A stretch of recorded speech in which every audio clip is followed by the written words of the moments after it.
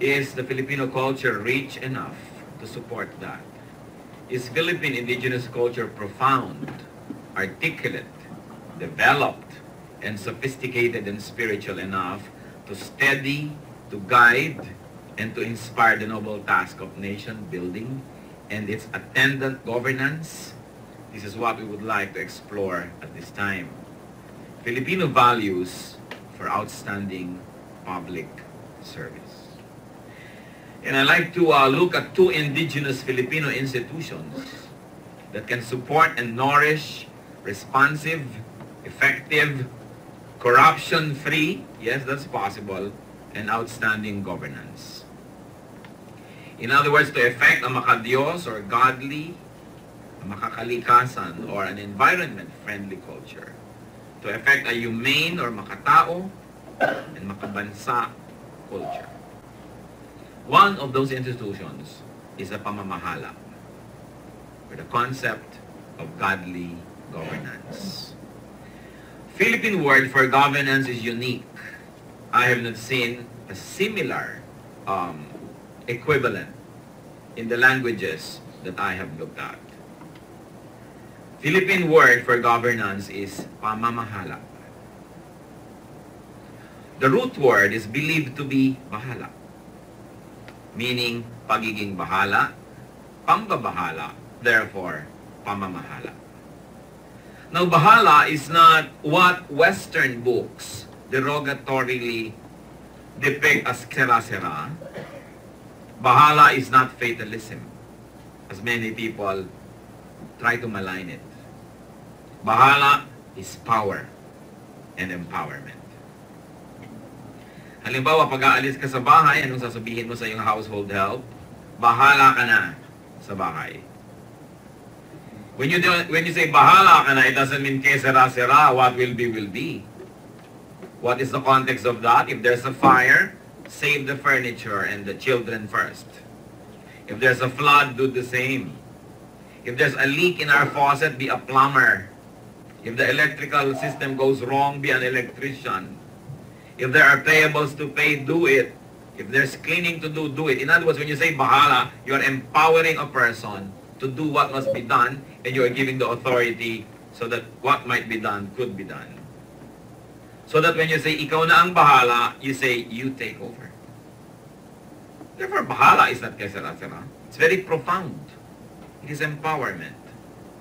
Bahala is care, protection, or accountability.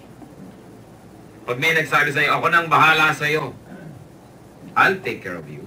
Hindi yan kesera-sera. What will be, will be. If I have to die for you, I'll do it. If I have to provide for you, I'll shell out for you, I'll do it. Dahil akong bahala sa'yo. And when you say to people, ikaw na ang bahala sa akin o sa amin, hindi mo sinasabing, sige, kawawain mo kami kahit ano na lang pwede. You're saying, you take care of us.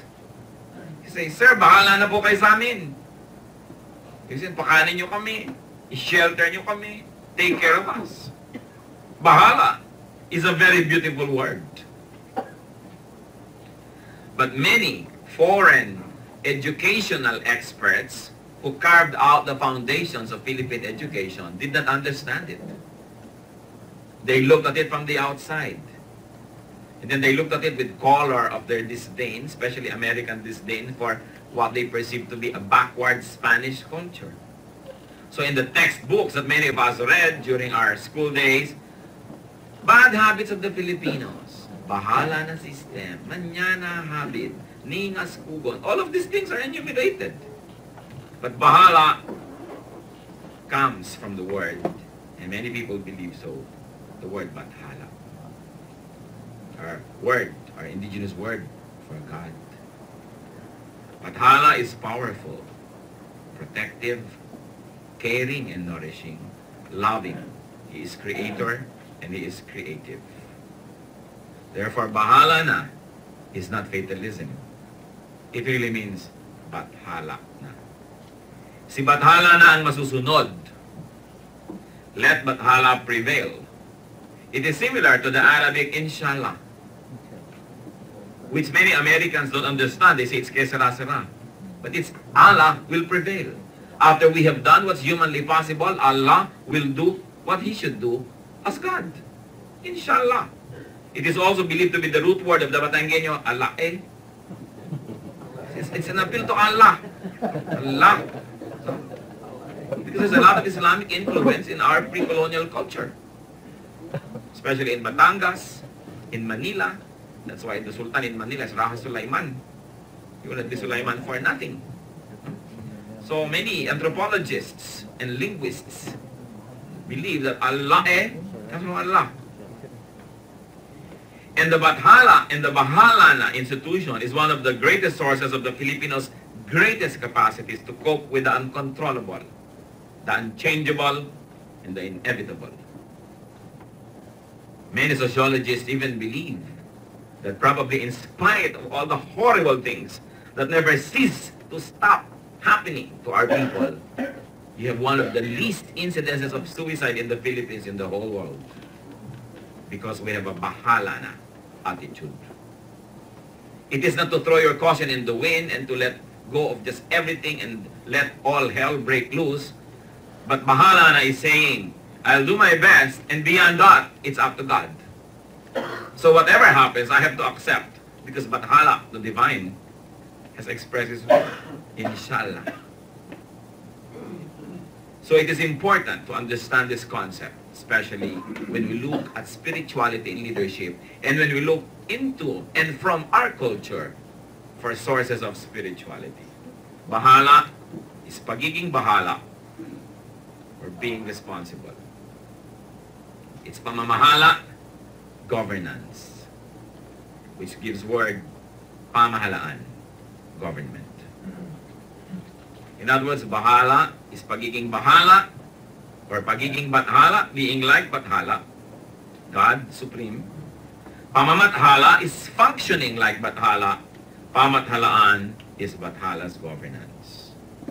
Pamahalaan, therefore, ay pangunguna, pagkalinga, pagtulong, pamamahala tulad ni bathala. Kung uunawain lamang ng ating mga pinuno at lahat ng may kapangyarihan na ang pamamahala ay pamamathala, ito ay pagkalinga, pangunguna, pagtulong ayon sa kagustuhan ni bathala, there will be no space for corruption. Because every person of public stature and public influence will know that he or she will be accountable to bathala.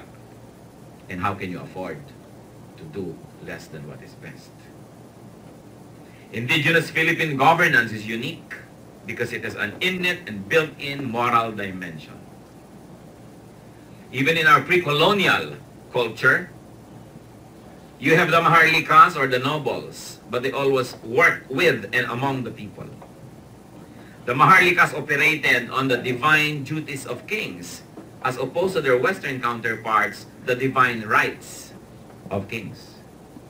Sapagkat ang ating mga maharlika ay namathala, namahala, ayon kay bathala. Governance is equated with the God Creator's love, concern, care, responsiveness, excellence, righteousness, and purity. Ang namamahala ay namamathala. Those who govern, govern as bathala would.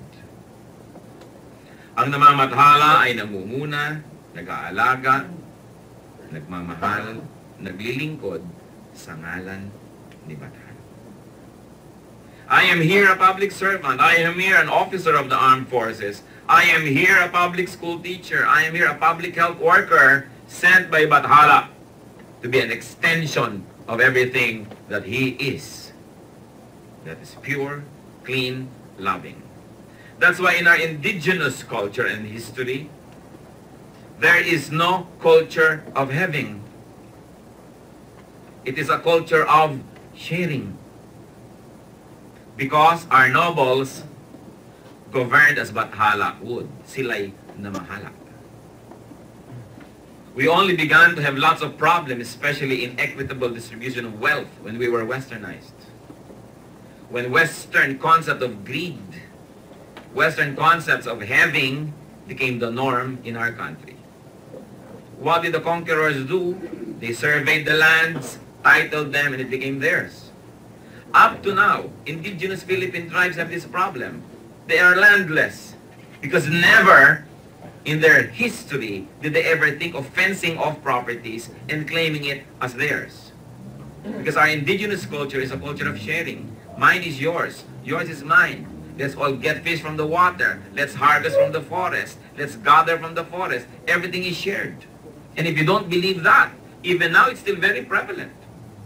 Sa mga baryo ngayon, kudkuran ng nyog, hahanapin mo, wala, nasa kapitbahay. Pag kinuha mo doon, wala, nasa kabila na pala. Kung saan-saan na nakarating yan, when people are going to have their big weddings and festivals, their plates of their neighbors go to this house and get used. It's a culture of sharing. But that was so rudely interrupted, the development of that value system, by colonization. Ang paglabag sa diwa ng pamamathala ay pagsuway kay Bathala.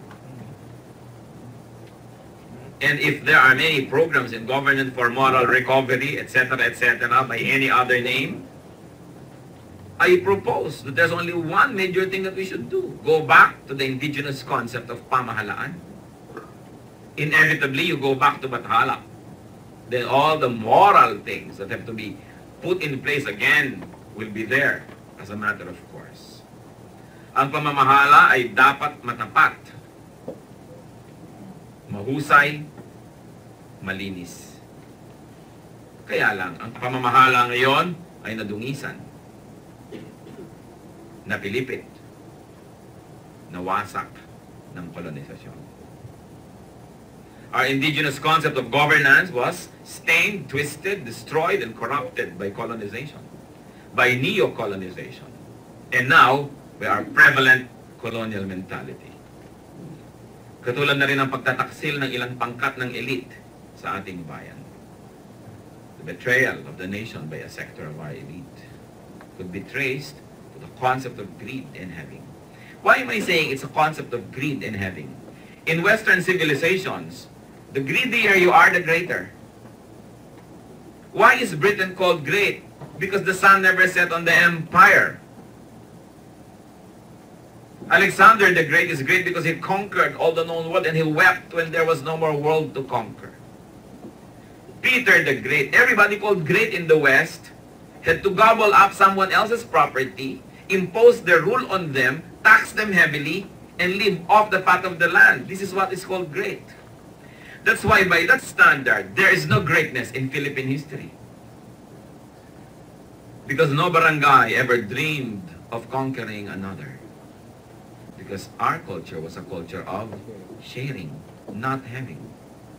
The greatness of the Filipino is measured not by how much he has, but by how much he gives away. Isn't it true? Look at your brothers and sisters. Look at our uncles and aunts. Who is considered great in the family? Those that gave the most.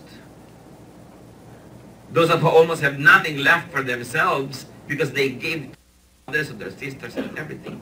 And how do we treat relatives who have gathered wealth and built great mansions but are deaf to the needs of their relatives? So they consider them great? No. Sabi natin, bahay may palasyo kung nakatiray kwago, mabuti pa'y kubo kung nakatiray tao. Diba? Ganun tayo. Buhay pa yung concept of what is great. All we have to do is go back to that. Hindi natin kailangan magpunta kay Freud, magpunta kung kani-kanino mga ism-ism kay Aristotle. We go back to the values of our ancestors. And we will find the highest nobility of humanity in our veins, in our genes.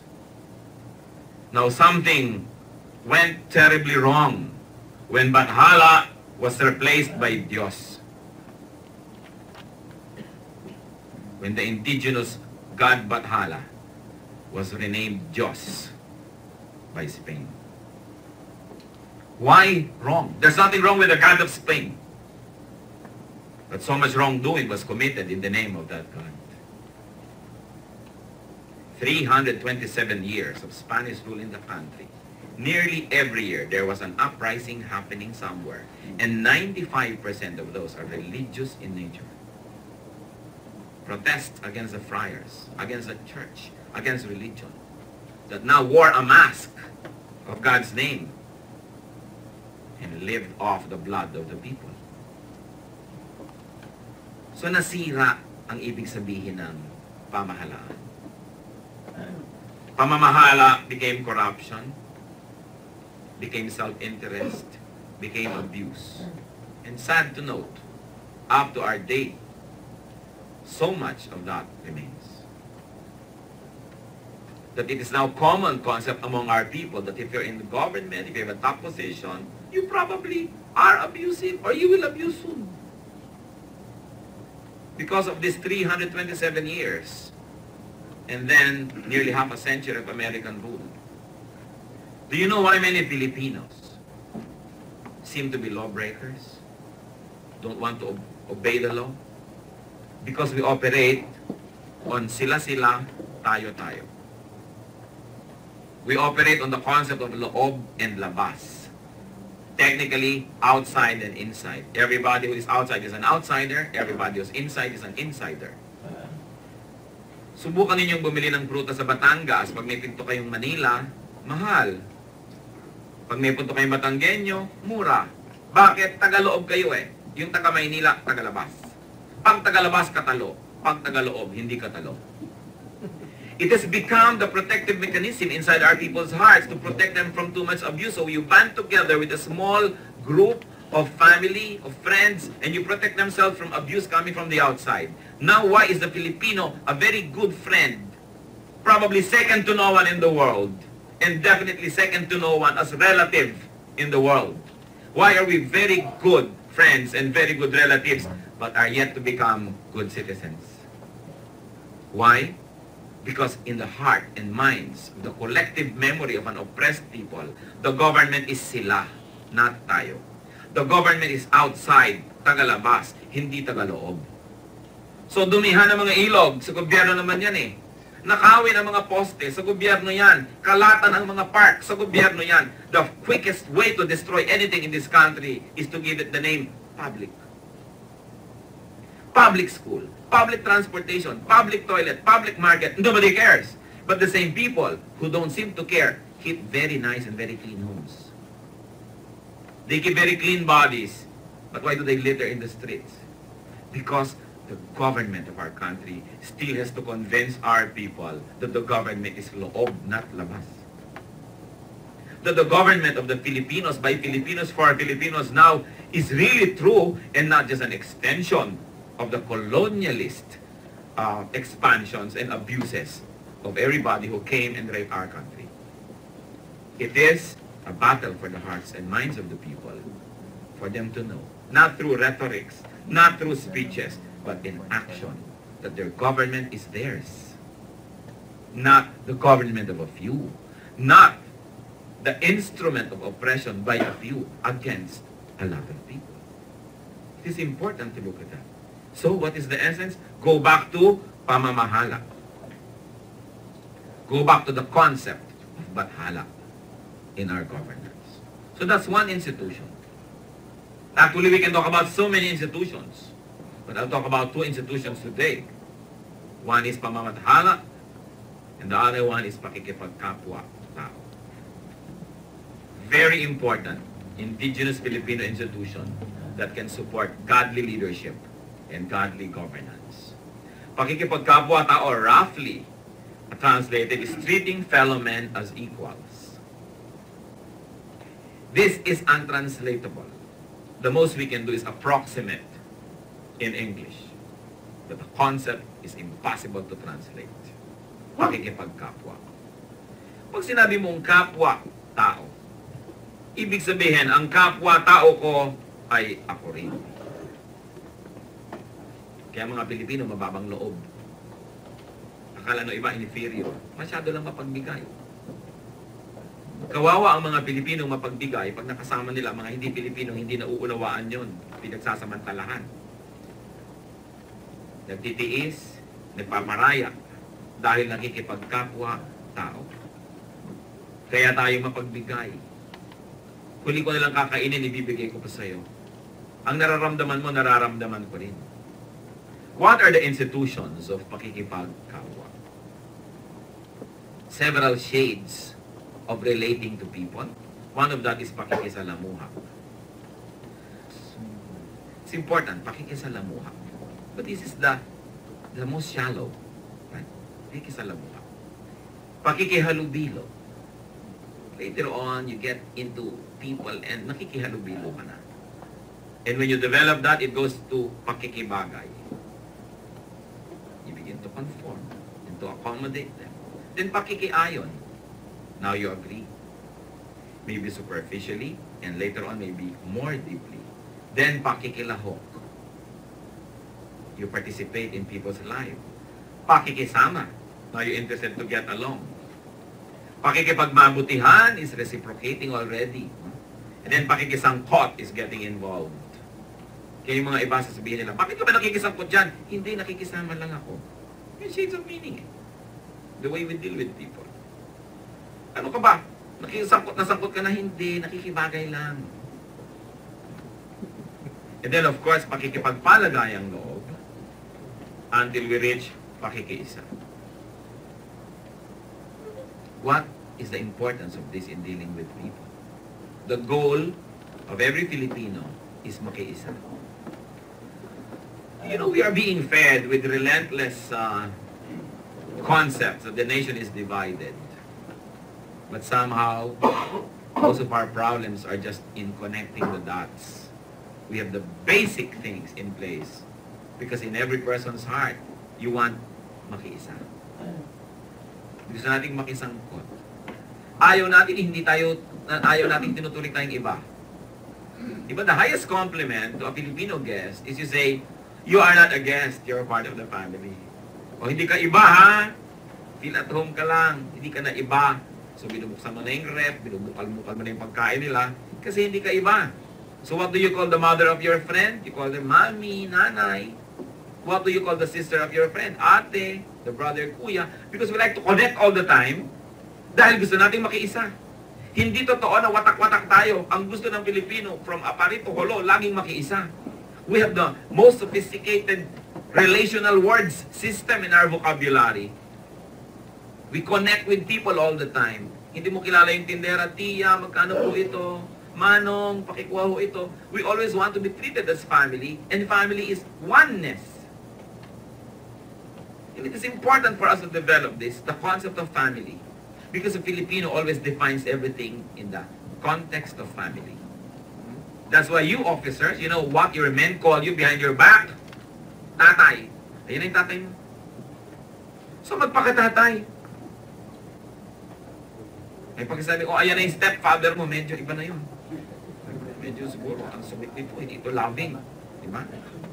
So, napaka-importante na that is put across. And this concept should govern the dynamics and methods of governance. In all of these stages and degrees of pakikipagkapwa, important institutions support them. Ano yun isa? Very important for Filipinos. Especially, you have a position, pakikiramdam. Feeling what the other man feels. Yung pagiging manipis, hindi makapal, hindi pagiging manhid. Worst na yata masabi sa isang tao, manhid mo naman. Kasi dapat nakikiramdam ka. Bakit ka nakikiramdam? Kasi nakikipagkapwa ka. Because many people will suffer because of you and not tell you.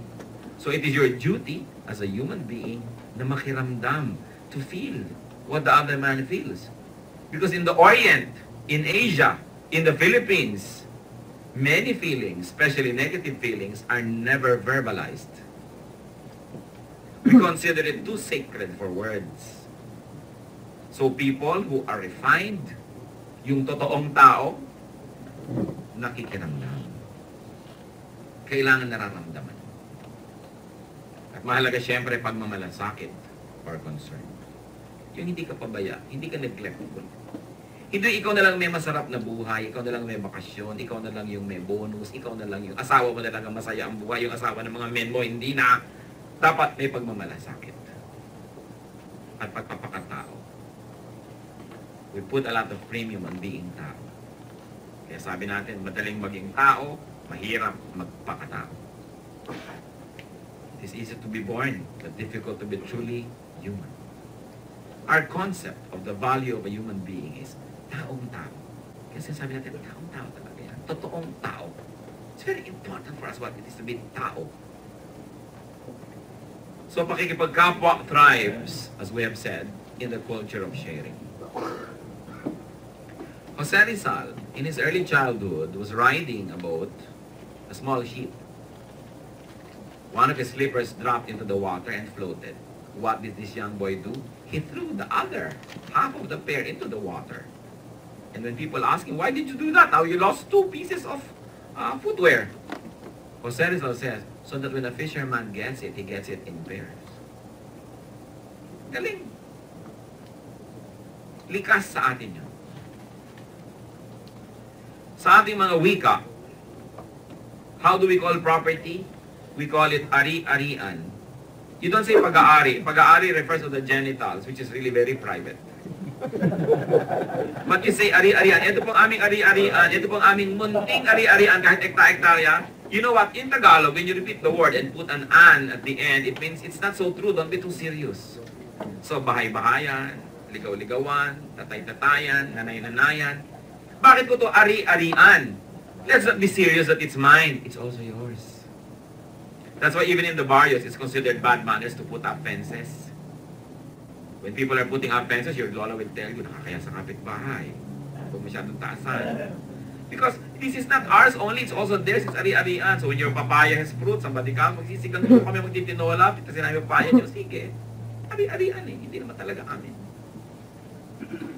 Kaya nga kumisan pati mga specimen ng urine sa lab test, pahiram naman ng urine. Kasi pumasa kaya sa test eh. Sobrang transference. Wala tayong clear concept of ownership. That's why, you know, in the West, in the Philippines, halimbawa, there's a seat next to you. May lalapit, uupo, sabi mo, may nakaupo na po. Wala naman yung tao. Translated into English, when somebody likes to sit here, somebody would say, somebody's sitting there. And some Filipinos really say it in English that way. And so non-Filipinos don't understand it. Why is he saying somebody's sitting there when there's no one? Because we are very spiritual, even if the person is not there, so sabihin mo, may nakaupo na po. And the Filipino will understand it. Say, sige, sorry. Sa iba nila nakaupo. What will an American or an English speaker say? It's taken. You see the concept of ownership? Always the concept of ownership. When Magellan came to the Philippines, what was the first thing he did? Planted a cross on the shore. Chak! This is ours in the name of Spain. Yung muhon, yung mga bandera na yan. What did the Americans do when they landed on the moon? Planted the flag. Pati buwan kanila na. It's ours. You know? It's a concept of having. So opposed to the Filipino concept of sharing. Ari-ari. Space is for all. That's why ancient Filipinos never fenced off property. That's the problem, as I have said, of our indigenous communities now. They are now so susceptible to the games that westernized Filipinos play. They send mga surveyors, and then they have this piece of paper, it's theirs. That goes to the very root of our social problems. That sometimes you in the armed forces are mandated to solve in another way.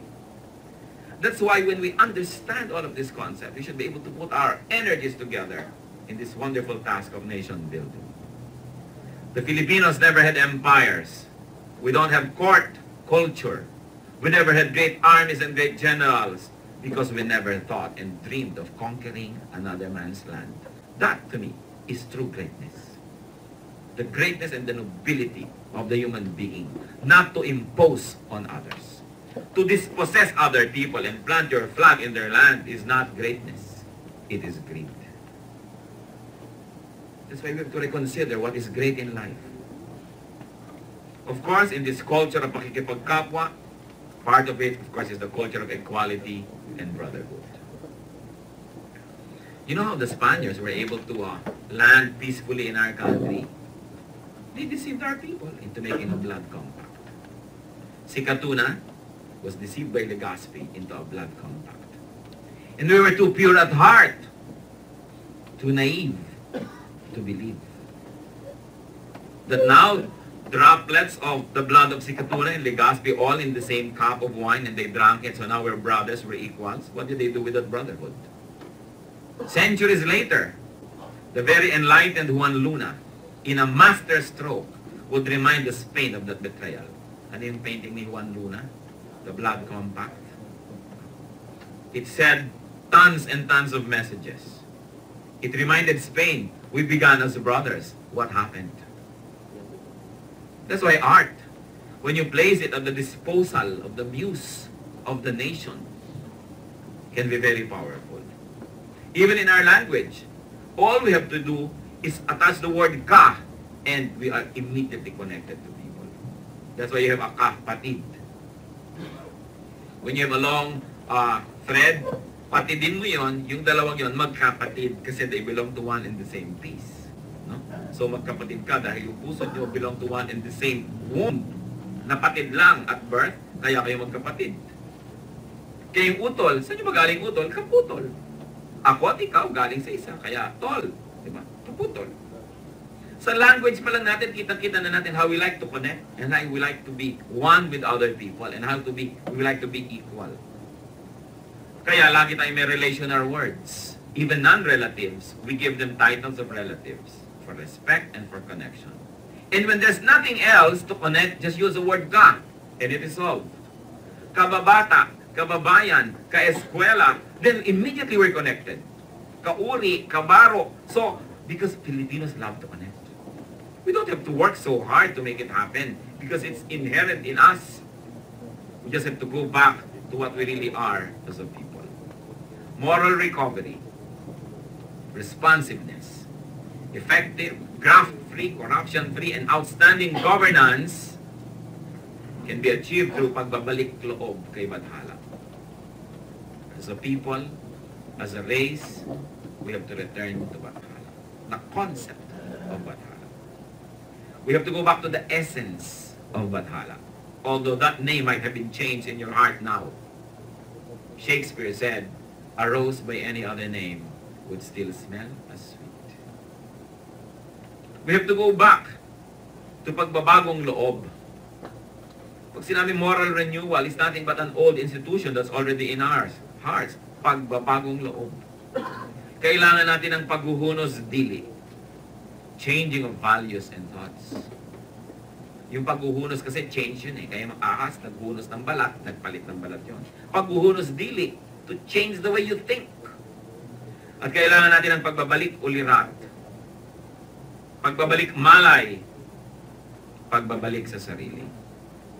Kasi ang ating bayan ay nawawala sa sarili. Minsan merong isang pelikula ang title, Ang Babaeng Nawawala sa Sarili. Diba? Natatandaan nyo ba yan? Pag siya ay nawawala sa sarili, naghahanap siya ng lalaki, nagiging siyang wild, tapos mamaya babalik yung sarili siya sa sarili, mahinhin na naman. Kasi meron tayong concept na gano'n, na nagkakadalawa-dalawa yung pagkatao mo. Kaya siguro ang bayan ngayon kung ano na nangyayari, kasi sa period na ito, tayo nawawala sa sarili. Ang mahalaga, magbalik ulirat, magbalik loob, maghunos dili, at lumikha ng isang bayang igagalang ng iba. At nang sa gayon, maranasan naman natin ang karapatan ng bawat nilalang na iginagalang ng kanyang kapwa. How to return to selfhood? Refer to history. Sabi ng matatanda, ang hindi lumingon sa pinanggalingan, hindi makararating sa paroroonan. Kaya baguhin ang kultura ng pangangamkam and return to indigenous values. The values of ari-arian. The values of atin, not akin. The values of ako ang bahala. I will take care of you. Return to God. Live in obedience to God's teachings and God's laws. Put God back to governance. In other words, mga kapatid, mga Ginoo, kailangan tayong mamahala. Kalingain ang ating kapwa, ang ating bayan, sa pangalan ni Bathala. At nawa sa pangalan na yan, tayo magtagumpay.